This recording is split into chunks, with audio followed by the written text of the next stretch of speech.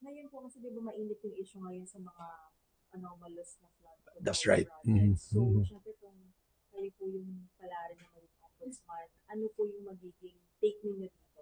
Well, of course, we'll investigate. Puntahan talaga natin yung pinaka-source. Meron naman ng sumbong sa Pangulo, nandun yung website. Then, ang una-una natin siguro tatanungin din is the Department of Public Works and Highways dahil sa kanila nag-originate yung mga project. And the basis will be always the evidence. So kung ang ebidensya will point to the direction of prosecuting and filing cases, then we will have to file cases no matter what. Pero sir, sobrang lawak kasi 'di ba ngayon the Congress is also Yes. doing hearings and investigation. Pero do you think dapat ba silang mag-investigate kasi nalilink din yung ilang mga kongresista at mga senador Well, sa ilang contractor? the Congress enjoy their independence, both the Senate and the House of Representatives. So what they're doing is part of their mandate. So we cannot uh, parang somehow get over that one, no?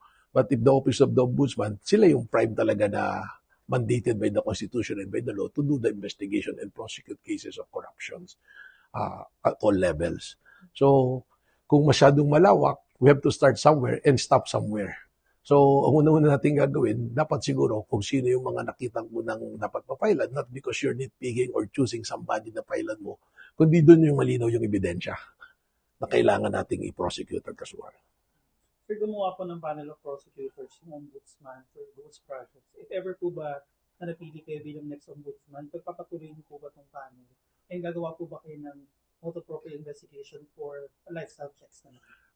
Kung I have to check on that kung sino yung member ng panel, kung ano yung direction na gagawin nila. But as it is, the ombudsman is independent. So kung ano yung pwedeng gawin. As regards to the lifestyle check, dapat ituloy din talaga yung lifestyle check because that is part of the data gathering and evidence gathering by the Office of the Ombudsman.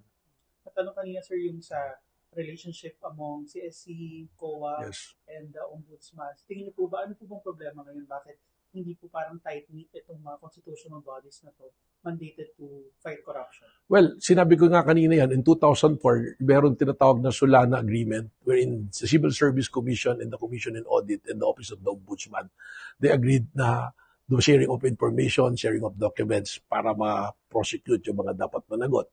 So sa akin, independent ng ombudsman pero hindi ibig sabihin na independent, we cannot have an agreement or lumapit sa ibang mga ehensya na lalaban din sa korupsyon. So kung sakaling swertehin tayo na tayong mapiling ombudsman, I will also tap the other agencies who can help us, not only the COA, not only the Civil Service Commission, Anti-Red Tape Commission, pati siguro yung mga law enforcement agencies natin, NBI, and also the Philippine National Police and of course, the Office of the Solicitor General, the SSOJ, lahat siguro. Especially the Office of the President, dapat aligned yung campaign ng Ombudsman against corruption to the Office of the President, and it's a good thing that the President already started it by investigating this flood control scam.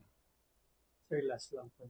Natanong rin po kanina, pero just for the record ng ulit, sir, dati po kayong with PDP Laban. That's correct. Kung sakali po na mapili kayo bilang ombudsman, paano niyo po i-handle yung mga cases po that might involve some members of PDP Laban or related parties? Well, evidence-based talaga tayo rito. At sabi ko nga, ang importante, ang susunod na ombudsman, dapat ang main task is to gain again, yung ma-regain ba sa taong bayan yung trust and confidence sa government institution. Nawala na kasi yung kumpiyansa eh. So dapat dito ang basis natin lagi sa accountability and integrity dahil kung walang kumpiyansa yung taong bayan, kahit sa ombudsman, wala na talagang pupuntahan kundi lulubog na talaga siguro yung bansa natin. Baka hindi sa baha, kundi dahil wala nang tiwala sa mga institusyon ng gobyerno ang ating mga taong bayan natin.